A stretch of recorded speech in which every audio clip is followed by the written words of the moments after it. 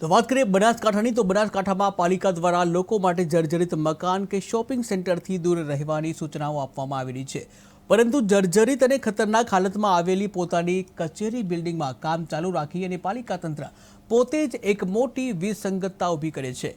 અહીંયાની 25 વર્ષ જૂની પાલિકા કચેરીની છતમાંથી હાલમાં પોપડા ખસ્યા નથી અને જ્યાં લોખંડના સળિયા પણ દેખાઈ રહ્યા છે। દુર્ભાગ્યવશ આ ઘટના સમયે કોઈ કર્મચારી હાજર ન હોવાથી મોટી દુર્ઘટના ટળી હતી। ત્યારે શૌચાલય પણ અત્યંત જર્જરિત બની જતા પાલિકા તંત્રએ તેના દરવાજા ઉપર તાળા માર્યા છે, જે તંત્રના મરામત વિહોણા અભિગમનું સ્પષ્ટ ચિત્ર દેખાય છે। સ્થાનિકો વચ્ચે ચર્ચા ચાલે છે કે જો આ જ હાલતમાં કામકાજ ચાલુ રહે તો તંત્રના કર્મચારીઓ અને અરજદારો બંને માટે અણધારી અકસ્માતની શક્યતા વધી શકે છે।